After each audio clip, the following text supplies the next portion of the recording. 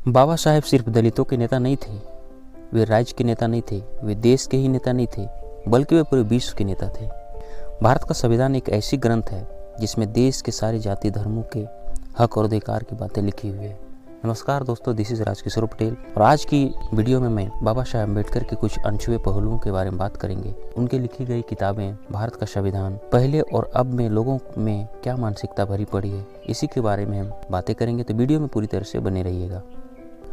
दोस्तों, आज भारत के संविधान का विरोध कुछ वर्ग के लोग करते हैं, जबकि उन्हें समझना चाहिए कि विरोध और एक्सप्रेशन का आज़ादी भी आपको संविधान से ही मिला है। दोस्तों, डॉक्टर अंबेडकर का आज जयंती में राजनीतिक दल पुष्प अर्पित करते नजर आएंगे और अपने बड़े बड़े पोस्टरों में अपने बड़े बड़े पोस्टर्स लगाएंगे, जैसे कि इस देश की उन्नति में लोगों का बहुत बड़ा ही योगदान है। डॉक्टर अंबेडकर देश को एक डोर में बांधने के लिए एक विशिष्ट संविधान दिया है, जिससे आज देश के सभी वर्गों के लोग अच्छे अच्छे पदों में स्थापित हैं। आज महिलाएं हर एक क्षेत्रों में अपना अस्तित्व कायम कर पाई हैं, चाहे वह शिक्षक हो, वकील हो, मंत्री हो, नेता हो। साथ ही साथ सामाजिक उत्थान में भी अपना लोहा मनवा चुकी है। लेकिन दोस्तों, याद रखने की ज़रूरत है कि जिस सामाजिक व्यवस्था को वे सुधारने की बातें करते थे, वह सपना क्या पूरा होता नजर आ रहा है? हम जयंतियाँ जरूर मना लेते हैं, लेकिन उनके द्वारा बताए गए मार्गों में अब भी हम नहीं चल पा रहे हैं। आज उनके सपनों को उसी तरह रौंदा जा रहा है जिस तरह गांधी जी के सपनों को आज़ादी के समय में रौंद दिया गया था।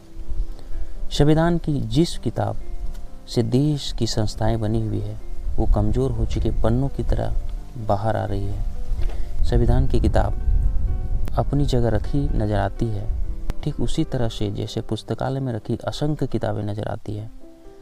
रैक पर रखी हुई किताब दिखाकर संविधान के सपनों को रौंदा जा रहा है। दोस्तों, आज अंबेडकर की मूर्ति और तस्वीर देखकर यह हम मान लेते हैं कि अंबेडकर को जान लिया है, लेकिन उनकी रचनाओं को पढ़ेंगे तो लगेगा हम उसके बारे में कुछ भी नहीं जानते हैं। आज देश अंधभक्ति में इस कदर है कि वह संविधान को भी एक नॉर्मल किताब की नज़र से देखता है।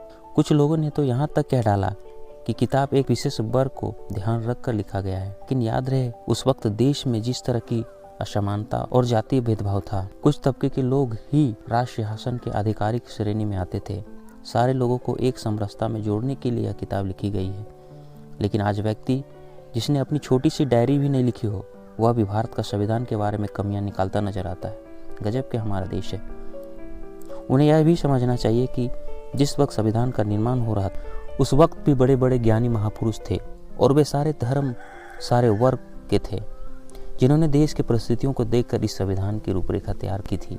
बाबा साहेब अम्बेडकर कहते थे कि संविधान केवल वकीलों का एक दस्तावेज नहीं है, बल्कि यह जीवन का एक माध्यम है। उनका कहने का मतलब था कि देश के सारे वर्ग को इसे पढ़ना चाहिए ताकि वो अपने हक और अधिकार की लड़ाई लड़ सके, क्योंकि लड़ाई सिर्फ किताबों के ज्ञान से ही लड़ी जा सकती है। अधूरा ज्ञान से हम कुछ भी हासिल नहीं कर पाएंगे। आज देश को आज़ाद हुए कई वर्ष बीत गए, लेकिन हमारे बीच सामाजिक समरसता नहीं आ पाई है। आज भी जातिवाद जैसी घटिया मानसिकता का आँच कहीं ना कहीं हमें दिख ही जाता है। तो इसे बदलने के लिए बाबा साहेब अब नहीं आएंगे। समाज को नई दिशा देने के लिए हम लोगों को ही आगे आने की ज़रूरत है।